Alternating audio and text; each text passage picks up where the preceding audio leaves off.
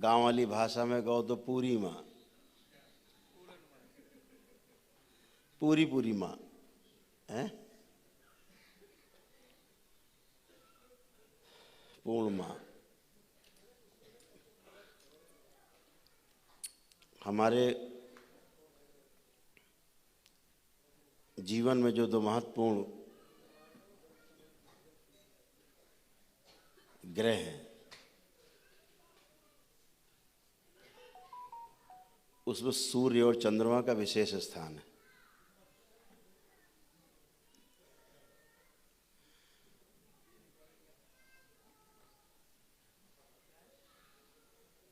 भगवान भोलेनाथ को भी आप देखेंगे, जो कल्पना की गई है शिव की, अर्धनारेश्वर की, आधे सूर्य आधे चंद्र, आधे स्त्री आधे पुरुष, एक तरफ ईड़ा एक तरफ पिंगला, एक तरफ गंगा जैसे एक तरफ जमुना जैसे, एक तरफ गर्म एक तरफ ठंडे।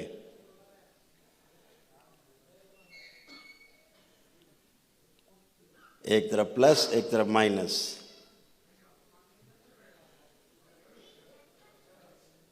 तो ऐसे दोनों ही गुणों से युक्त होकर के पूरी सृष्टि है।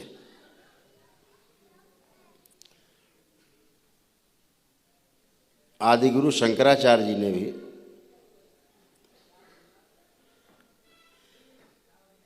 एक की उपासना की थी, लेकिन जैसे एक हिस्सा अर्धनारेश्वर में माया है तो दूसरा हिस्सा ब्रह्म। तो शंकराचार्य जी, जो आदिगुरु शंकराचार्य थे, उन्होंने ब्रह्म को माना, माया को मानने से इनकार कर दिया।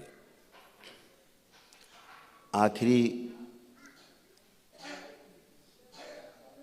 जब उनका पूर्ण होने का समय आया, पूर्णता को प्राप्त कर रहे थे, उसके पहले जब तक उन्होंने माया को स्वीकार नहीं कर लिया तब तक वो पूर्ण नहीं हो पाए। जिस दिन उन्होंने जान लिया कि बिना माया के ब्रह्म है नहीं और बिना ब्रह्म के माया नहीं, दोनों का एक संयुक्त मिलन है, जिससे पूरा ब्रह्मांड है, उसके भी पार है। उसके पार जाने के लिए माया का होना जरूरी, माया और ब्रह्म दोनों एक साथ, तब पार ब्रह्म। ब्रह्म में रहोगे तो ब्रह्म में ही बने रहोगे, ब्रह्मांड के अंदर। पार ब्रह्म होना है, पार ब्रह्म परमेश्वर जैसा होना है, तो माया और ब्रह्म दोनों को साथ लेके चलना पड़ेगा। ऐसे ये दो रात्रियां हैं, अमावस्या और पूर्णिमा।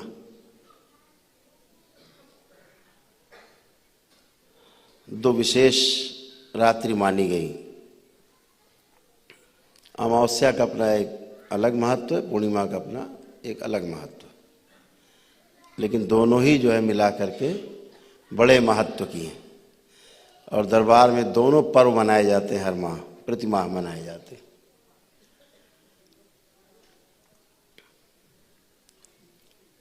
तो आज का जो शुभ दिन है,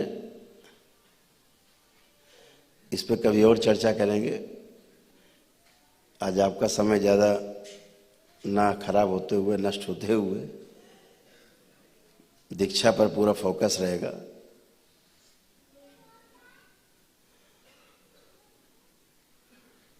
तो आज का जो ये शुभ दिन है, आज आप हम सबके गुरु, महागुरु, पूर्ण गुरु पंडित श्री राधा रमण जी मिश्र के सानिध्य में, उनके संरक्षण में हम सब बैठे हैं। आप अभी तक उनके भक्त कहलाते थे, आज के बाद से उनके शिष्य कहलाएंगे।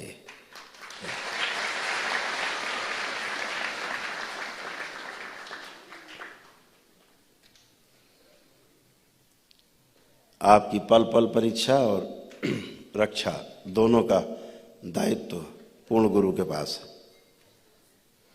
आपकी आस्था, आपका विश्वास और आपकी श्रद्धा आपको किसी मुकाम पे ले जाती है। इन तीन के बिना आप कहीं नहीं पहुंचते। आस्था, विश्वास, श्रद्धा इसलिए नहीं है कि आप मानो तभी हम कुछ बताएंगे, ऐसा नहीं है। ये भाव है।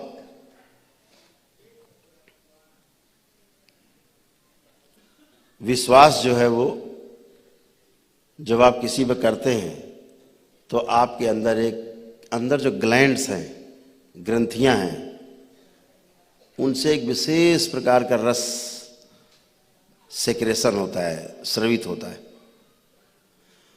और वह सेक्रेशन होके उस रस का आपके खून में मिलन हो जाता है। जब आप क्रोध में होते हो तब भी एक विशेष ग्रंथि खुलती है और उससे कुछ रस निकलता है जो आपके खून में मिल जाता है, और कुछ अलग प्रतिक्रिया होती है आपके शरीर में। जब आप प्रेम के पालने में होते हैं उस समय आपकी अलग ग्रंथि खुलती है, और उस ग्रंथि से भी खुल करके कुछ बूंद रस की टपकती हैं, आपके खून में मिल जाती हैं, तो उनका कुछ और असर होता है आपके शरीर में। तो जब आप क्रोध करते हो तो क्रोध में आपके शरीर की जो एक ग्रंथि है वो खुलती है, और जब वो खुलती है ग्रंथि मूलाधार की,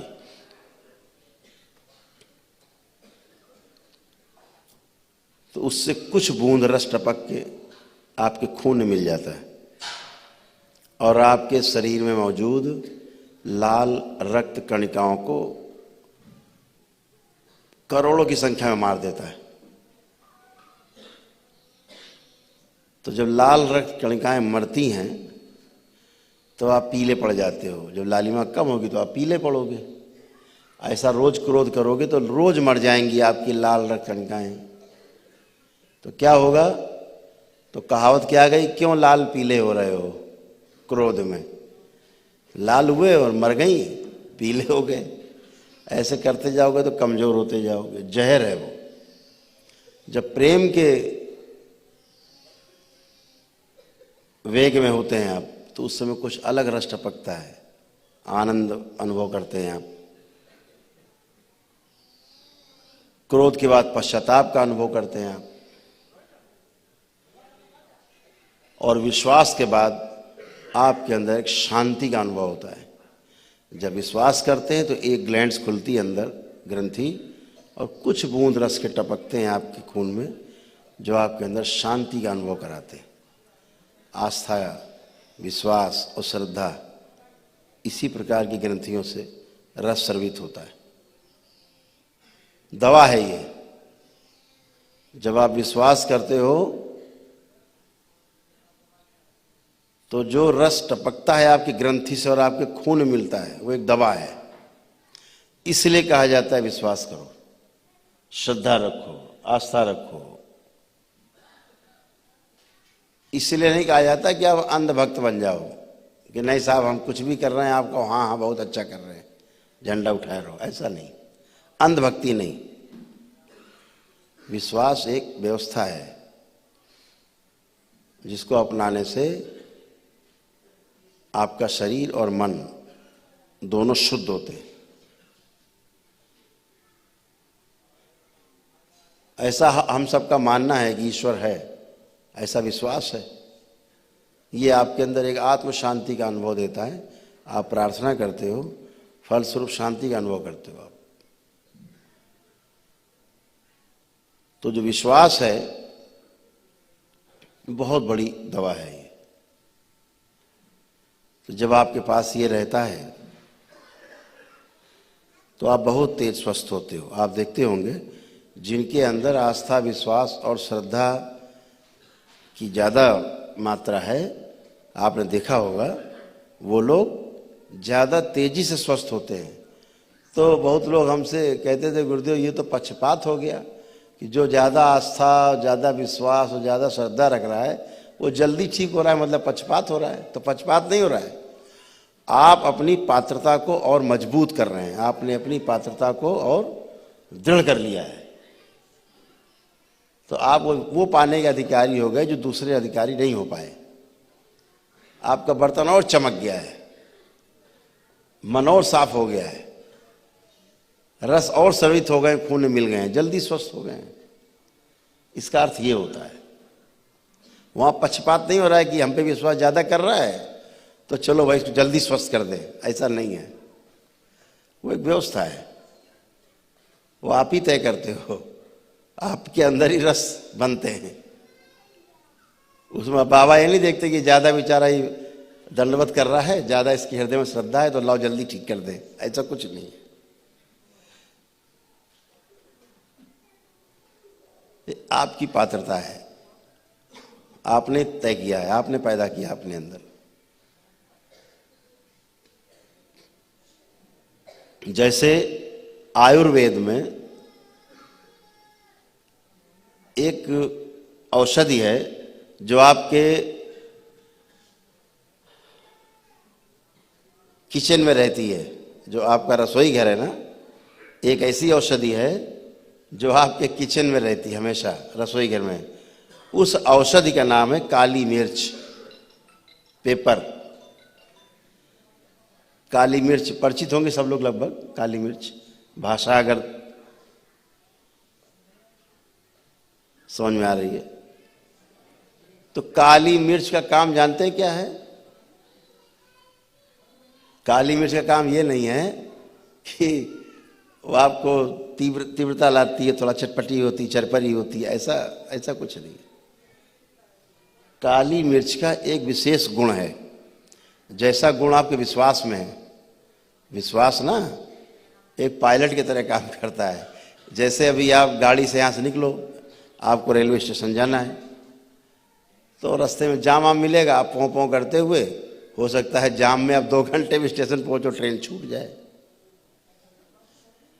जो वीआईपी लोग जाते हैं वो अपना पों पों पों पों चिल्लाते हुए आगे गाड़ी चलती है, 1-2 हाँ हाँ करते हुए, तो रास्ता खाली मिलता है तो आधे घंटे में पहुंच जाते हो।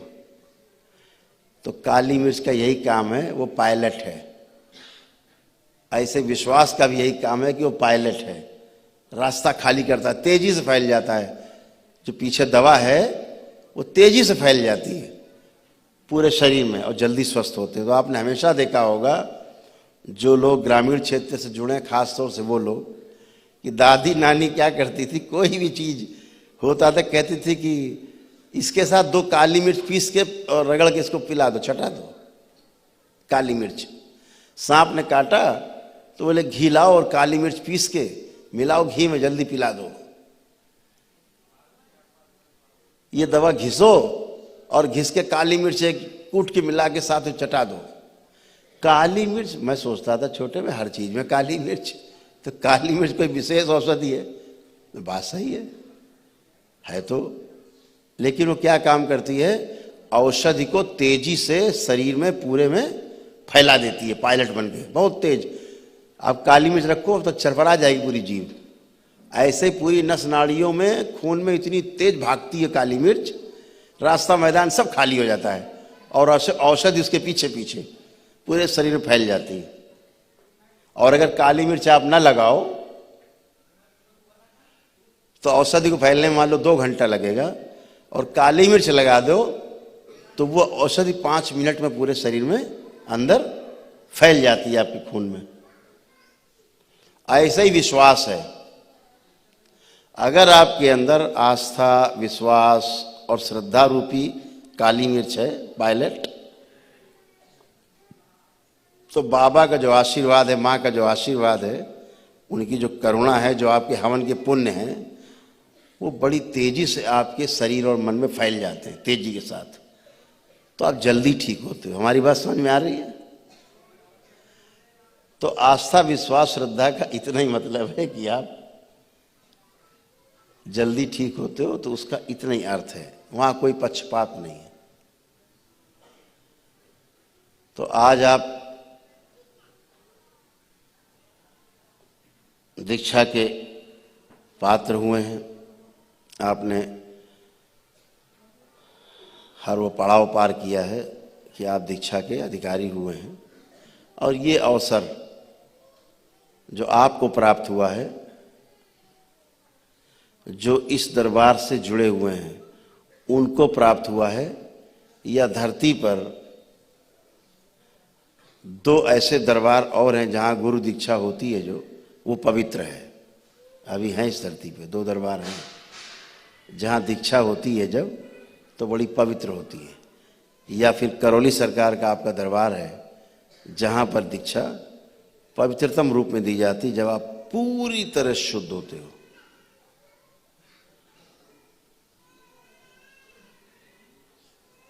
अन्यथा सब हरिहर है, सब हरिहर है। लोग दीक्षा लेते हैं, क्या है, गंदे नाले में गोते लगा रहे होते, पता नहीं होता है। गिरुआ कपड़ा, माला, मंत्र, दीक्षा हो गई, जाओ। तो क्या हुआ, जो गंदगी आप में है जब आप पंप करोगे तो वही गंदगी और आगे भागेगी और आपको कष्ट देगी। जैसे पूर्णिमा का दिन है या अमावस्या का दिन है, इस दिन जो भाव आप में सबसे तीव्र होगा, ये भाव आप में अधिकतम समय बना रहेगा, यही भाव बढ़ जाएगा।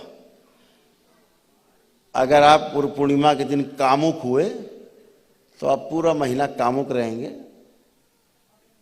आज पूर्णिमा के दिन अगर आप शांत हुए तो पूरे आगे समय महीना भर शांत रहेंगे। आज जो चीज बढ़ाना चाहो बढ़ा सकते हो। जो भाव आपका आज सबसे आगे है वही आपका भाव आगे बना रहेगा और तेज हो जाएगा। ये हमेशा ध्यान रखिए। पागलपन का भाव है तो आपका पागलपन बढ़ता जाएगा और बढ़ जाएगा। शांति का भाव है तो और शांति बढ़ जाएगी। तो जो भाव होगा वही भाव आपका बढ़ेगा। तो बाबा के साथ हाथ जुड़ने के लिए आपको पुनः बहुत बधाई। हम भाषण देने लगते हैं तो भूल जाते हैं।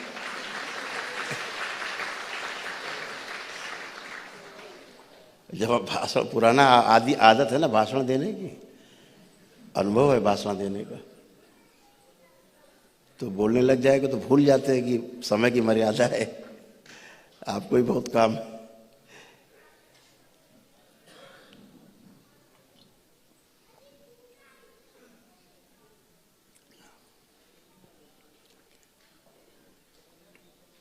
तो वो भी समय आएगा जब आपसे खूब बतियाएंगे। अभी तो आप धीरे धीरे इकट्ठे हो रहे हो, धीरे धीरे धीरे धीरे आप इकट्ठे हो गए हैं, बहुत लोग इकट्ठे हो गए। अब आपका एक साथ सम्मेलन होगा। फिर जितने दीक्षित भाई बहन होंगे वो सब एक साथ हम लोग इकट्ठे होंगे, कहीं दिल्ली में या कहीं बम्बई में या कहीं हरिद्वार में या कहीं काशी में।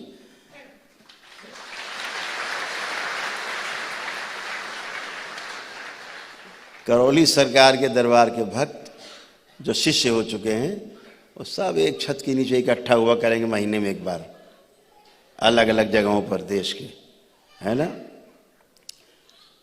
और आनंद मनाए करेंगे। ध्यान में, उत्सव में आनंद करेंगे।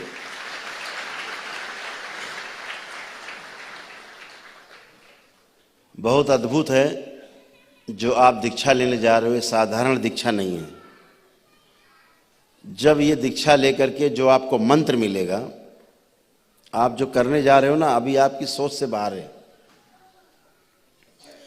जो आपको मंत्र मिलेगा, और यह मंत्र 100 लाख मंत्र का जाप करना है।